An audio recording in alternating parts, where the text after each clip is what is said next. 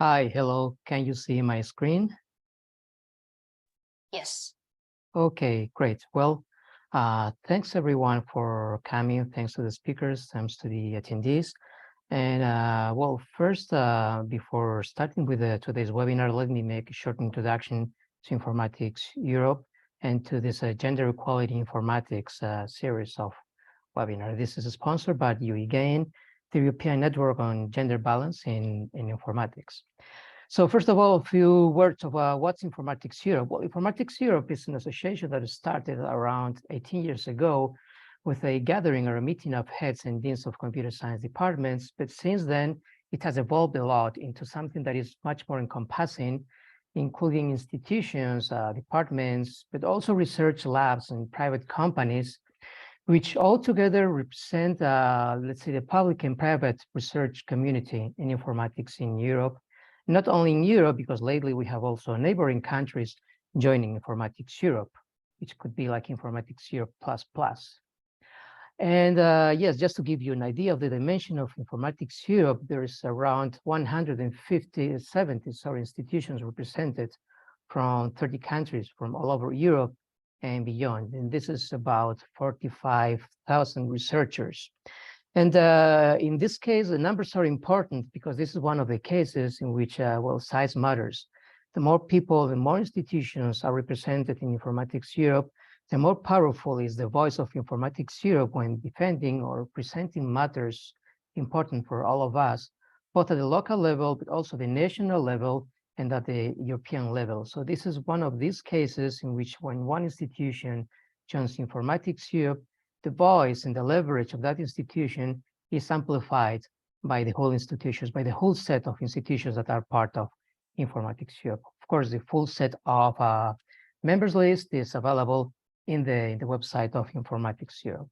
Now, what does Informatics Europe do? Well, it works in a number of activities, actually a large number of activities, which I'm going to try to summarize right now.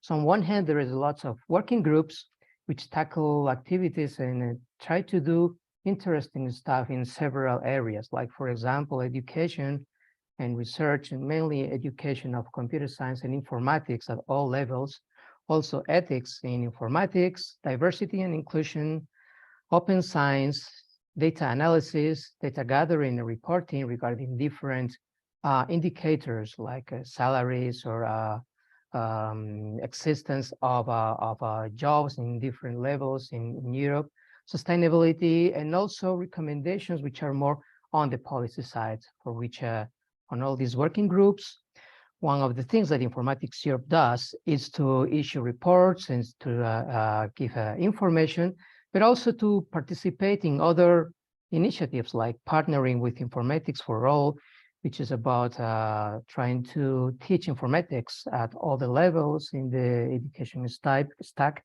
or digital humanism, and also participating in projects that are funded by the European Union, like Ethics for You, and like UEGAIN, which is the sponsor of this series of webinars.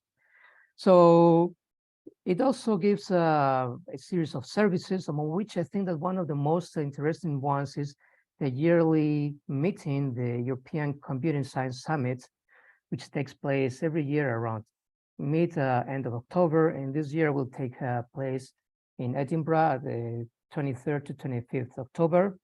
And it's a unique place to gather together around topics and around discussions that are of interest for us. It's a meeting place where you can get together with your peers in similar institutions all around Europe and discuss matters and topics that are usually very interesting for everyone, not only about research, but also about funding, about managing an institution, about how to make education in computer science, how to communicate with the society.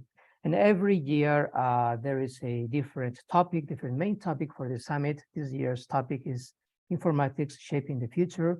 But beyond that, there is a series of activities that are carried over year after year, like a workshop for leaders, which is super interesting. I really recommend attending it.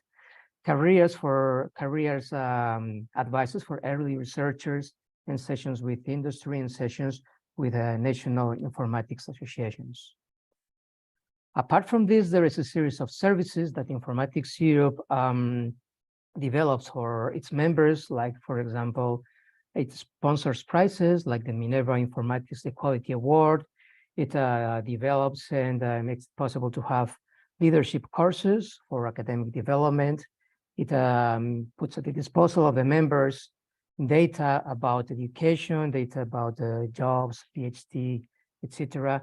And it's also launching very recently a service to provide a repository for curriculum vitae for PhD and postdocs, where companies can look for talent. So this is becoming a meeting place for people who are looking for talent and people who are looking for jobs.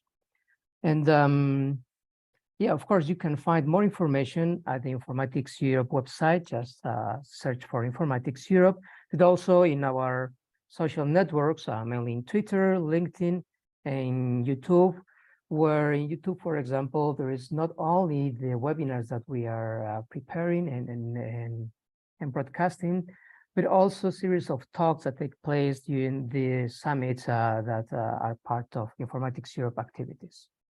And without further ado, well, let's go into what's the topic of today, which is one of the EUGAIN webinars. EUGAIN is, as I said before, the European Network on Gender Balance in Informatics.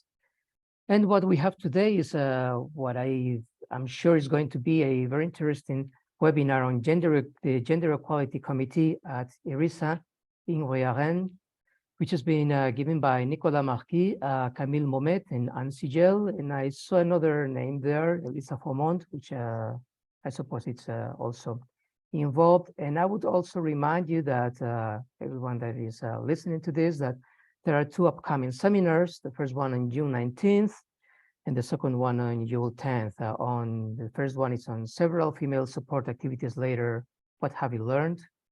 And the one on July 10th, challenges and opportunities of gender inclusion worldwide in open source software. So that's everything from my side. So I'll stop sharing right now and leave the floor to our presenters today. If the technology is with us. So. Can you see the slides? Yes, we can see the slides. Then the floor is yours. Thank you so much. So I'll get started and just introduce the three of us. So it will be a three voices talk today. So hi, everyone. We're very happy to be here today. My name is Camille Maumet, and I'm here with Nicolas Markey and Siegel. Nicolas and myself are co-leading the Gender Equality Committee at IRISA Inria Rennes, and Anne Siegel was the founding member, and she was leading this group until 2021. On this slide, you also see Elisa Formont, who's not with us today, but who is the head of the Anti-Harassment Committee, which work will also present during this talk. Okay, so we are very proud to present to give our presentation. So we are proud to have received the Minerva Award last year. So in this presentation, we'll give a general overview of the main actions that we carried out and of what we believe are the important lessons that we learned while developing these actions. So just to set up who we are, let me give you some background elements about the lab first. So IRISA and the Inria Center of Rennes form a large research center, actually the largest public research laboratory in computer science in France. So it was created almost 50 years ago, and so it gathers more than 300 permanent researchers, about as many PhD students, and more than 100 postdocs and engineers. And these 80 members of the lab are organized as around 40 research teams covering a wide range of topics, which include cybersecurity, AI, robotics, bioinformatics, imaging, and so on. And it is sponsored by 9 institutions, which includes CNRS, INRIA, and INSERM for the main ones, the national ones. So in terms of gender, IRISA is similar to most research labs in computer science. So here you have some figures for France, so which date a 2 years ago. So basically in university and also at CNRS and IRIA, there are about, so for computer science, about 20% of women.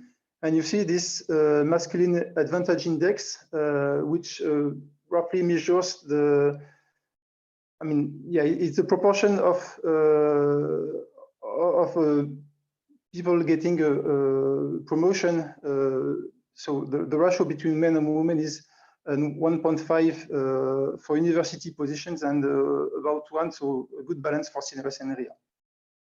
So at IRISA, we have basically the same figures. So about 20% of women in the lab and only 15% for in the senior staff. The masculine advantage index is slowly evolving. And you can see on this picture here that basically 20% is the number of women on the whole lab. But you know, when you look at the more senior positions, there are only 15% of women. If you now look at women that are team leaders, there are only 7%. And if you look at management position, there are, at least at that time, there were no women. So these are figures from an evaluation report 5 years ago. So this has led to the creation of our gender equality working group in 2017, and then the creation of the harassment prevention working group 2 years later. And although we are here, three here today to present this talk, we wanted to emphasize from the very start that this is a team effort. So we are presenting the work of two committees, as we've mentioned earlier, the Gender Equality Committee and the Harassment Prevention Committee. In each of these committees, there are about 15 to 20 members. So these are acting members who comes regularly to the meetings of the committees. And on top of that, there are members of the lab at the whole that contribute to given actions or given activities of these committees. And in addition, we also have the support of different people in the lab for administrative work, audio communication, and so on. And so if we come back to the birth and life of our committees, the story started 6 years ago in the view of the loneliness feeling in team leaders meetings. And so that we questioned the director of the lab, and he gave us a carte blanche to propose anything which would be concrete. So the guideline was no more speeches, rather actions. And then we created the Gender Equality Working Group in 2017. And during 1 year, we simply talked and imagined everything that we would like to do, especially those we were absolutely not experienced in. And then there was a key moment when we understood that the gender equality situation in the lab was not the consequence of individual issues, but was of a structural nature, which required collective solutions. So that we decided not to self-censure ourselves in terms of creativity. And we wrote a very long document with many crazy ideas that was discussed in the lab council.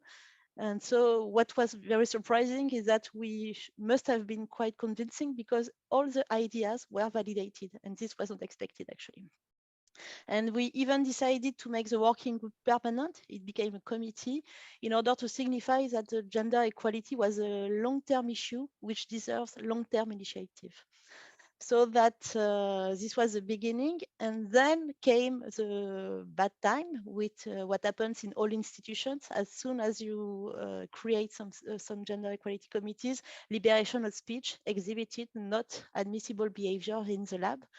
So that there was another stuff in September 2018, where Elisa Fromont led a new cycle of brainstorming with a working group on harassment prevention. They needed 6 additional months to imagine a bunch of more than 15 recommendations, and another long-term committee was created. And so that after this diagnosis phase and the design of propositions, we entered into the implementation phase based on trials and errors. And we started with basic and simple ideas before moving forward to much larger objectives. the idea of this implementation phase was to involve all the members of the labs, women and men, to act upon the challenges related to gender equality, so that we focused our animations around 4 actions: raising awareness, fostering career development, improving well-being, and inclusiveness. These were the main actions. And just to, we will come back later to explain how these actions were implemented, but I would really like to highlight the chronology and the complementarity of these actions. So about raising awareness about gender equality, the first action was a small quiz that everybody can do in his lab actually, to answer questions about the computer science community. We also started girls-only discussion meetings, which were very interesting, and they are quite easy to set up actually, and they were already very effective to illustrate the problems and initiate discussions. And then we're starting to organize larger events, and we now run a regular seminar that we will speak about later. Another group of action concerned career evolutions. Their efforts were mainly concentrating on setting up a mentoring program. We didn't really know if it would work, and actually it was a real success. Again, we will talk about it later. And it was so successful that it was adopted by several other labs in France. And then we came to, in parallel, we came to scientific mediation towards secondary schools pupils with many actions. And what was interesting is that first we discussed and we interacted with pupils, and then we came to decided to discuss with teachers so that we could have more impact.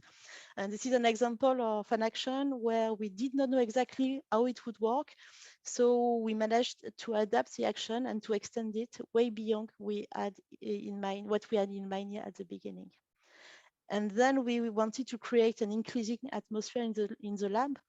All the above actions already tend to this, but for instance, we also acted on concrete stuff, such as a breastfeeding room in the infirmary, and this was not actually the easiest of our achievements. We also introduced some courses about harassment in the compulsory for all members of the lab. Again, it was quite challenging, and the results are quite interesting. So again, the idea of all these births and days roadmap is to insist on the fact that everything was complementary, and when we're starting all these actions, we didn't know how they would move on. Nicolas. Okay, so yeah, did we make any progress? So of course, we'd like to measure the impact of those actions that we presented and for which we'll give more details in the sequel. So our teams have worked in groups with determination and patience, and also strong support from our direction. So this is an important point. And also the main idea was mainly to talk about gender equality with all publics, all members of the lab, so junior and senior, men and women, in many different formats. But our action were not focused only on the single objective of increasing the number of women in the lab. So instead, we wanted to raise awareness about gender equality in a broad sense, and also to improve inclusivity in the lab. So here are some figures about our action. So Anne just talked about this harassment prevention training. So it has been followed by 90% of the permanent staff in the lab. So this is thanks to the support of the direction. Also, I mean, from the fact that the lab council decided that people who want to take supervision or management positions had to follow this course beforehand. So of course, it was not an easy task to keep track of who had followed the training and who wanted to avoid it, who does not enter emails, who registered but did not show up, and send reminders. So of course, it was hard work, but it is a great success, I think, to have 90% of people taking this training and getting this knowledge about basic facts about harassment. So we also organized several seminars that we call 50-50 seminars. We attract approximately 60 attendees each time. And also, so Anne talked about this trainings for secondary school pupils. So we organized it. So we organized 4 sessions and attracted 160 pupils, and then in the second round, 75 teachers. So we also had several actions for sharing experience. So these girls-only meetings, so 20 of them have been organized yet. So we believe that it is important to have this women-only meeting, because it's easier for them to speak freely. And of course, the discussion would not be the same if all the lab would have been invited to these meetings. We also developed a mentoring program, and we attracted already more than 100 young researchers over 5 years. So I will develop a bit more later, but basically mentoring means that we have a senior researcher sharing experience with a junior colleague. And so having 100 mentee-mentor pairs mean that about 20% of the lab has been involved in this action. Now, regarding the effect, so again, our aim, and we have no, we cannot really have impact on the number, on the figures that of the, for instance, of the rate of women in the lab, but we can observe that it has slowly increased. So from 19.5 to 21.6% over 5 years. Also, we observe that 40% of the habilitation theses that have been defended over the last years have been defended by women. So this has to be compared to the 20% women in the lab. So it means that really we are, I mean, there was a problem that is being repaired in a sense. And also, if we look at the number of promotions over the last 15 years, so we had 9 women among 26 promoted over the last 5 years, compared to 2 versus 28 for the 8 years before. So again, this of course is not only due to our action, but so there may be many factors that have led to these improvements. But for instance, we believe that the mentoring program has had an effect, in particular because among the women that defended their habilitation, many of them followed the mentoring program. So we hope that this has an effect over these figures. And before we dig a bit closer into our activities, we just wanted to go back to the overall structure and how we can order all the actions in different subgroups for the Equality Commission, including communication, both internally within the lab and also with the idea of reaching out to more people in our local neighborhood. We also have actions that are about scientific mediation that we've mentioned earlier, so focused mainly on secondary school pupils. We have actions on inclusive workspace. We haven't talked much about it, but you've seen some figures at the beginning about gathering data about gender inequality in the lab and comparing to national figures, and more actions about careers. And the inclusive workspace subgroup has a very close relationship with the anti-harassment committee. And this is all well ordered and everything, but in fact, this happened, as Anne described earlier, by building one action after the other and focusing more on what members in the group, in each committee, wanted to see happening. So the group philosophy and the rationale of creating new actions has been and is still so far to identify problems, focusing on finding concrete actions that could help solving these issues. Then we share within the group successes, but also difficulties, and we try and improve the actions. And of course, being ambitious, so gender equality questions can be very hard to tackle, but there's nothing to lose by trying. And sometimes we've even be surprised by the results of our actions. So we'll now give a bit more details about some of the actions that we developed. And I will be with the first one, which we call Je peux pas, j'ai informatique. So which is the French for I'm sorry, I can't, I have a computer course. So so this is our action for debunking stereotypes for secondary school pupils. So we have basically two different targets. So first, stereotypes about diversity of activities in computer science. So computer science is not just computer, and also gender stereotypes in computer science and in science in general. So we started before the COVID period with pupils. So we had 2 sessions with pupils in 2018 and 2019. And then so we tried. So we noticed that it was not very impactful because we could only get 160 pupils for 2 years, and it took us a lot of time to set up this action, and we believe that it did not have the impact we expected. So in 2021, 2022, we decided to train the teachers of these pupils. So we had, so I think 50 teachers first year and 25 the second year.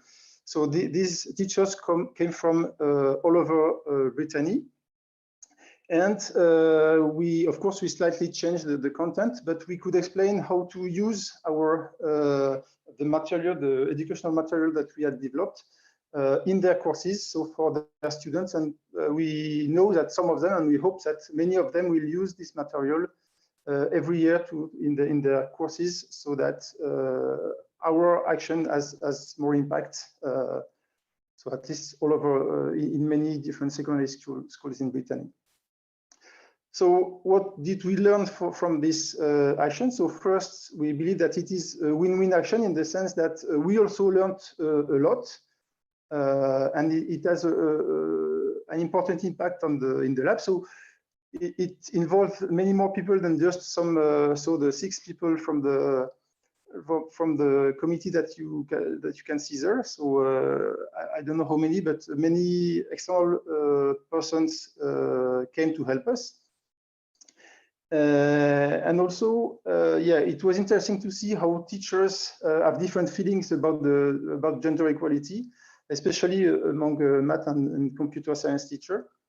And also, something that is important also, we believe, is that we were able to modify the focus of this action in order to make it more effective. At least we hope so. And so by moving from pupils to teachers. So this is also an important thing, is that I mean, the first time it might not be perfect, but we can always improve the action that we develop, and that's what I think we managed to do with this action. And so now I'm going to present another activity that we have still in scientific mediation, that is called Elle code, elle crée, which I could translate as she writes code, she creates.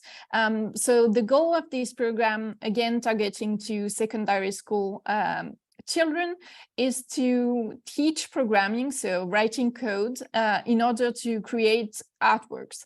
And the artwork can be anything from an image to a moving image or a picture that they like, or something like that. This action was initiated first in Lille in 2016 by Philippe Markey, Maud Pupin, and Yann Sec.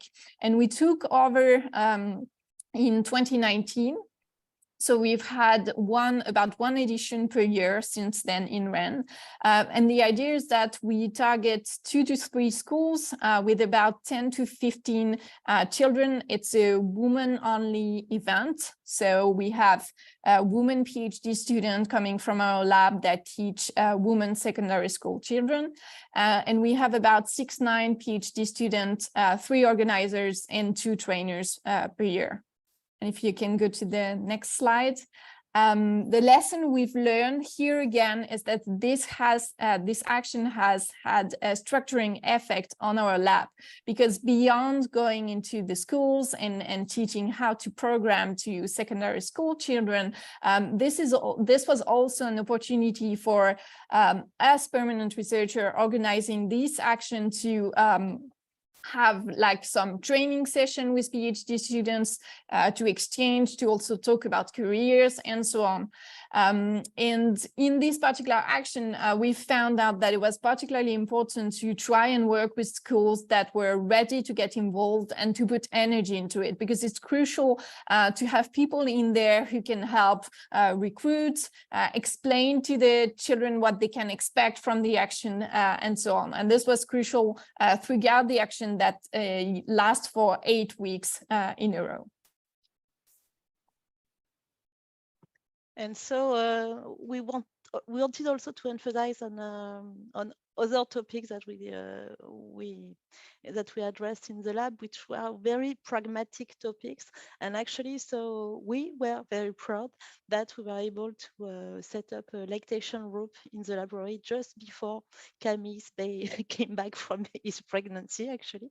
And what was actually a lactation room is a very simple object. I mean, you just have to have a chair and some water, but it was very, very controversial in the laboratory, and we needed, I think, 1 year to obtain what we wanted. And more recently, in the committee, younger PhD students insisted on the need for free menstrual products availability, which we discussed much more quickly than before with the direction lab, which were made available in the lab.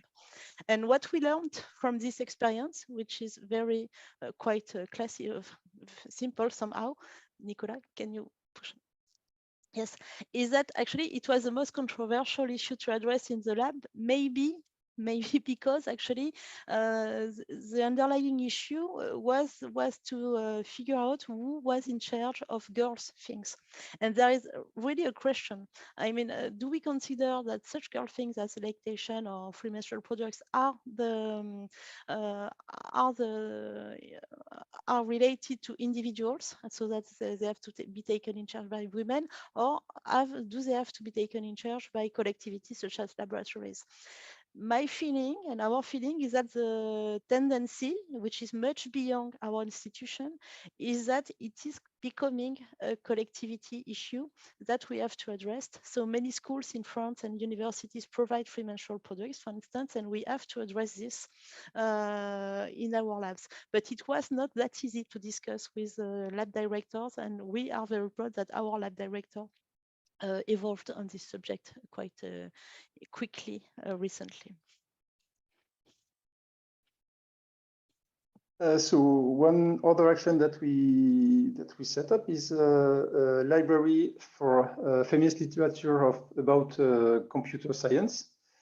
So this is an action for raising awareness again about gender equality in computer science, and so the idea was to show that there is indeed a vast amount of literature on those topics.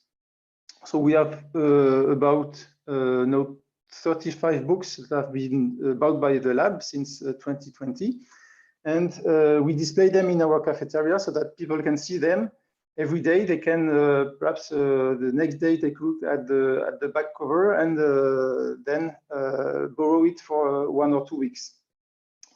So again, apart from that, a reading circle has been set up on top of that. So in this reading circle, so it has been organized by early career researchers, and they take one of the books, they read it, and they discuss and share their impressions and their feelings about the book that they read. So what we learned from that is that, okay, so first it is very nice that this reading circle has been set up. So it's an activity that is led and targeted to early career researchers, so to younger researchers. So they can freely discuss their feelings about the book that they read. We believe that it is important. So in order to make the committee visible, to display the books in the cafeteria, to make them available to everybody. We have the list of all books that is available online following this link. And also, I did not mention, but IRISA is a multi-site laboratory with one branch of the lab in Vannes and one in Lannion, and we exchange some of the books with them so that our books circulate between these branches of the lab, and so more people can look at these books. So another of our activities is the organization of scientific seminars focused on gender equality. These seminars are led by experts in fields that are different from the computer science we are used to in the labs, including education, history, economics, social sciences, and it's followed by a Q&A and loads of discussions. We have about 3 to 4 seminars each year and about 60 attendees. And I'll go straight to the lesson learned. So we found out that these formats worked really well, both in person, online, and in hybrid format. And this was nice for us as something we could keep. Actually, it started when we were all in lockdown in our home during COVID. And this was a nice way to get together and learn about gender equality. It's important to make the recordings available because beyond the people who could be there during the day, there is an opportunity to learn later on. And it has been, again, structuring in our lab because that's a way for lab members to get trained on these questions. And there is lower involvement than for a reading circle, for instance. So that's a good complementary way of training lab members. What participants have told us they like about these seminars is that it provides some scientific perspective on gender equality, and researchers in the lab are really keen to knowing more about what are practical solutions that have been shown to have an impact to get better results on gender equality.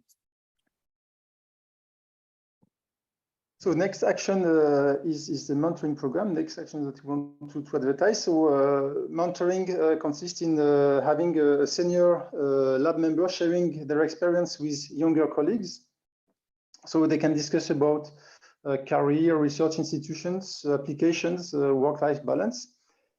So the way we implement it, it's a one-year program. So they stop after 1 year, and they can of course renew their application to the program, and it is open to both men and women, and also to both students and permanent researchers.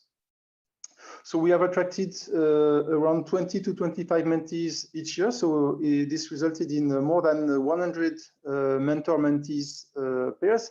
And you can see on the diagram below that we have about equal number of equal portion of men and women applying, both for mentors and mentees, which means that, of course, again, given the fact that the lab has only 20% of women, this means that we attracted more women than men, but it has been important, we believe, to have both men and women participate in this program. So what did we learn about this? So we still have numerous applications every year for having a mentor. So even after 5 years, so it means that mentoring, we believe it is useful for all members of the lab. We also had enough applications for being a mentor, which was not clear at the beginning, of course, and which makes the mentoring possible at all. And again, this attracts much more, a much larger number of persons than just our committee. And another important fact is that we have a training for all the mentors, and we believe that this is crucial for the mentoring program to work well. And this training allows us to clearly define the role of the mentor, and it is mainly to share their experience and not at all to solve all possible problems that the younger researcher may have. Of course, it could be the case that the mentor detects some problems, but they should not solve it themselves, but direct their colleague to other instances in the lab that are that can solve these kinds of problems. And as Nicolas mentioned it, actually, it was quite impressive for us to figure out that even though we didn't want to address harassment at the beginning, harassment came back as a boomerang very quickly, so that we had to address this question. And this was a huge, and this is still a huge work of Elisa Fromont, who is not here, but should be credited for this action. And so finally, what we decided after the emergence of possible harassment issues was to create this harassment prevention committee, and then Elisa proposed to the laboratory council to support and to initiate a large program of training, which was mandatory. So the idea, as Nicolas said, was to consider that every permanent people in a position to supervise somebody, including PhD students, had to follow this training. It was not that easy, but actually the lab council voted this stuff with unanimity. And actually, what is interesting is that it was possible finally. At the end, 90% of the lab members has followed this training, and it was not expected at the beginning, actually. So what we learned from that, it was possible. It is possible to train 90% of the faculty members. And what was quite interesting in the discussion, in the trainings, is that many discussions actually focus on PhD student moral harassment rather than on sexual harassment. So it means that starting from sexual harassment at the beginning, the global discussion on inclusivity and moral harassment arose at this stage. Another lesson is that the decision was taken by the laboratory council, and this was a strong and a key difference to bypass the refractory people. Michel Basville made a lot of work to keep track of who had been trained and not, and the direction of the heads of the lab were crucial in order to ping people multiple times if necessary. So there is still a lot more work to do on this question, but we believe anyway that this session of training of many people has had an impact on the lab. And so, yes, that's for me. Yes, in order to go to the end of this talk, just a point is that at the beginning, we initiated the commission by, I'll say, regretting that there were not that many people as in the direction of as a team leaders in the lab. We didn't initiated any action to create team leaders, for sure, but thanks to the complementarity of the actions, we have the feeling that finally women's careers are more benefit that they were before. And for instance, starting from communication, we had this, we made inclusivity actions visible. The 100% women lunches a lot to debunk imposter syndrome and to aware collectively that the career barriers were not individuals. And then the lab direction actions were crucial to make explicit criteria for habilitation thesis. Then we could come back to individual support with mentoring programs, for instance. And we had this spillover effect so that women having their habilitation thesis were promoted and inspired other women afterwards. So the visible results on promotions that we have now were not the target at the beginning. They are just the output of a collective and complementary actions. And there are very many things to do, especially on recruitment committees and incoming flow of women appliance, but we are still very proud of this result. And we're getting back to what we were saying at the beginning. So this is a team effort, but one important issue is how can we get a team to work together for a long time? And these communities have been going on for a few years now. We do think that group dynamics are extremely important. Discussions about both our successes, but also our difficulties. The meeting we have with the communities are very important for everyone to feel involved and to be happy about the work we're doing. So as as the committee has been doing since the beginning, we'll continue to target concrete actions and to regularly check whether these actions fit with what we want to do as a group.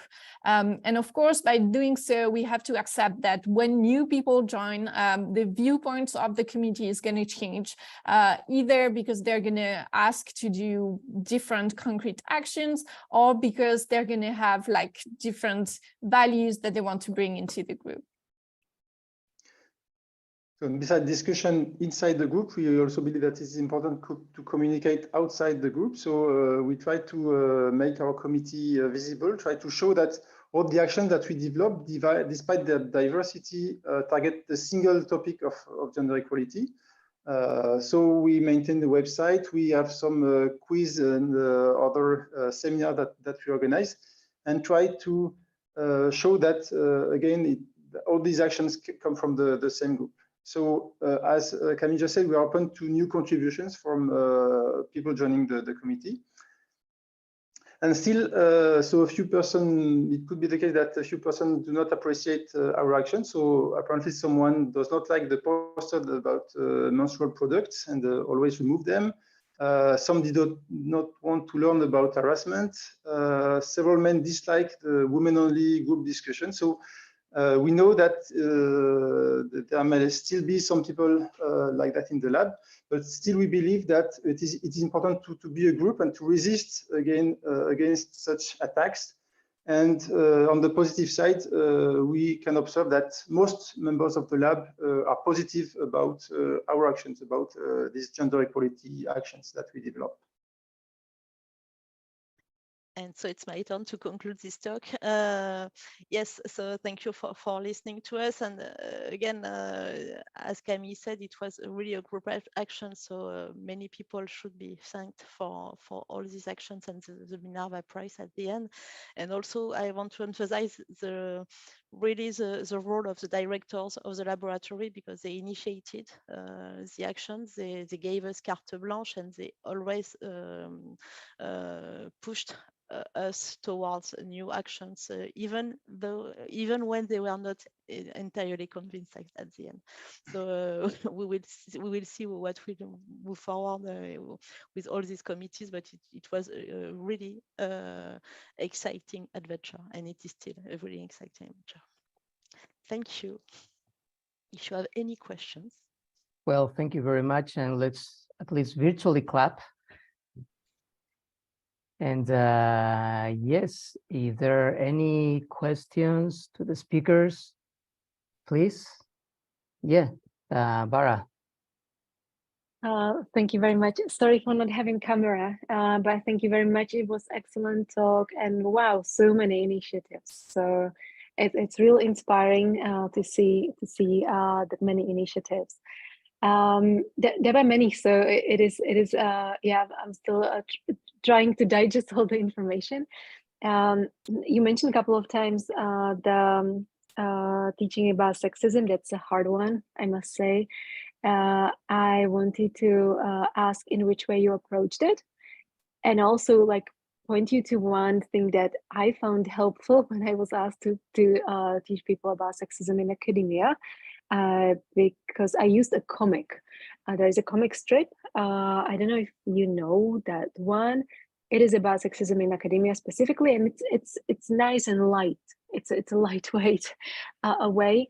So what I did is that I just collected the like comic strip pieces to show people and let them digest it, because very often they realize, oh, I didn't realize that somebody found that annoying. So yeah, let me first ask the question about how did you approach it? Like, how did you approach the topic to discuss? Should I get started? So so I can cite a few initiatives we've done so far. So this has been mainly covered by the harassment prevention committee. So First of all, we have these women-only meetings where we've been just like discussing basically what are sexist sentences we might have heard or behavior in the lab and how people have reacted, just to, as Anne was mentioning, just to share between us and like realizing that this is an issue that is bigger than individuals. I think this is very powerful for everyone who's attending these meetings. And we also have some comics, so I think we could look up, I think they're on the website somewhere. So trying, just as you said, these are like postcards, and they describe different behavior or discussions between group members, and trying to show how people can react or how this can impact members of our lab. But indeed, that's a difficult issue and still much more work to do. And then Nicolas, I don't know if you want to add something. Yes, another action which was held by Peggy Sellier was to collect actually testimonies of sexism in the laboratory. So she asked to all the women to send her any testimony that could experience, and then she made a survey of what could happen, and she just explained.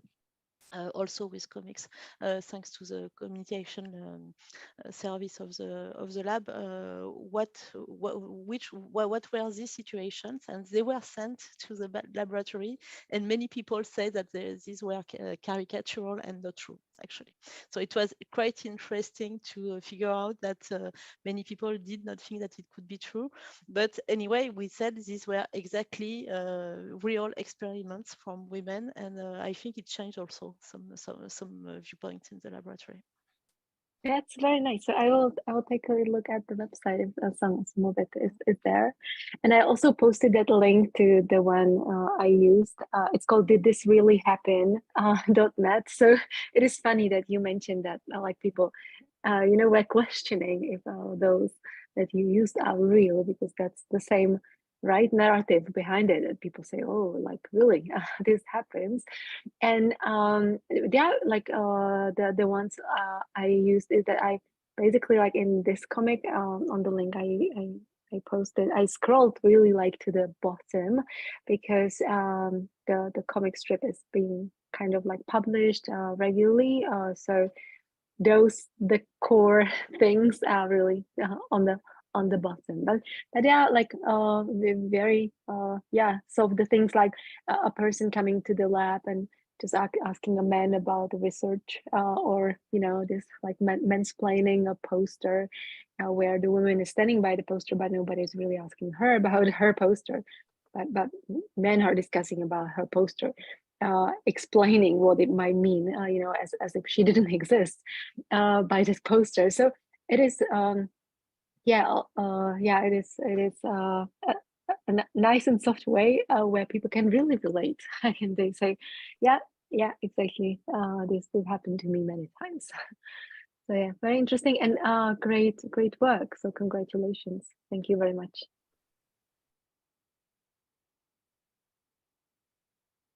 More questions from the audience? Well, I have a couple of questions which are quite concrete. So let me see my notes. So there's one slide 10, where you showed several steps, several activities, and one of them was scientific mediation. I can share them again. Well, it was just a box with a picture, and it was written scientific mediation. What was that exactly?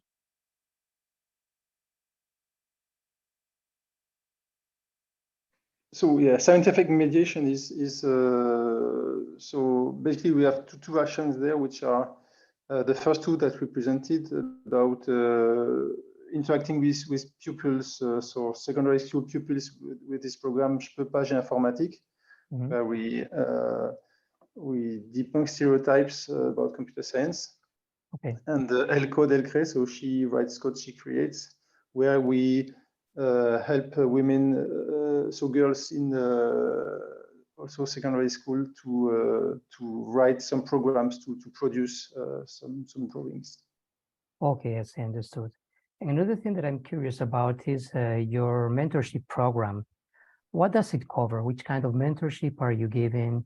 Which kind of, what are the topics that you attack there?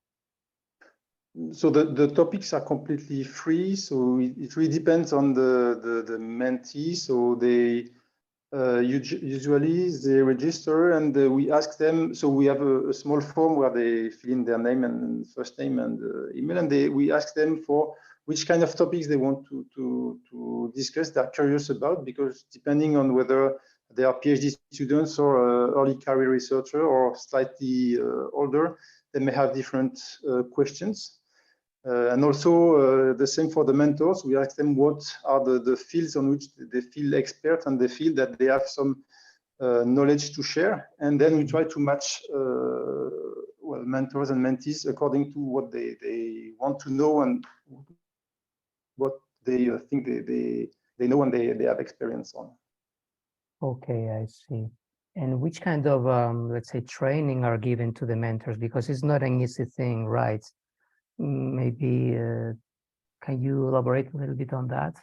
So yeah, again, so the training, the main aim of the training is to make sure that people share their experience and do not go, so mentors share their experience and do not go beyond that, do not try to solve problems that should be solved somewhere else. So again, mentoring is really about sharing experience, and it is not about solving problems. So the idea is to avoid problems and not to solve problems if they occur, basically. Mm-hmm. One thing that I was, well, maybe not missing, but maybe I missed it and it wasn't where. Do you have some figure like a ombudsman? A ombudsman is a figure that is a person to which one can, if I have a, let's say, conflict with someone else at work, and I don't want to report it to my supervisor, for example, because it's not an academic problem, but let's say a problem, it's a person who tries to mediate and to be a, let's say, someone, yeah, that mediates before trying to go to the direction and raise the problem to, let's say, higher level in the hierarchy. Do you have something like that? Actually, we have multiple people like that. So there are some people dedicated for PhD students, some others for permanent scientists. And also we have all the syndicates, I guess, and so social councils that can also be mediators like this. So we have multiple, the idea in the laboratory, which is very big and which concerns many people with many different employers, is to have a multiplication of possible entry points to make some mediation. So this is the idea. But the mentoring program is very complementary. The idea is not to address conflicts, but more to address personal issues in the career, which could lead to strife in the future somehow. Okay. And if there are some conflicts which are detected in the mentoring program, then the mentors are told to come back to these mediators in order to separate the conflict solutions to mentoring to the mentoring stuff. Okay, I see.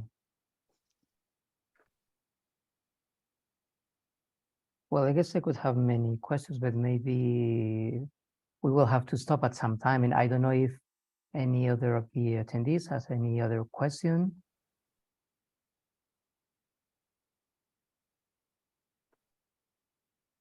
No, well, if not, well, thanks a lot for your webinar. I really liked it a lot, and I've seen many ideas that I can actually apply in my organization. So we have some of the things that you have, we already have them.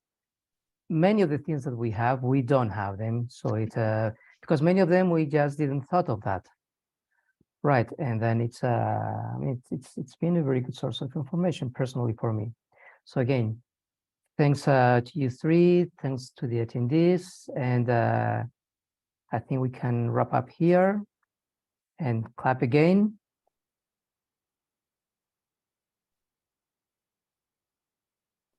And yeah, congratulations for all the work you have done, and I hope that it continues in the same lines.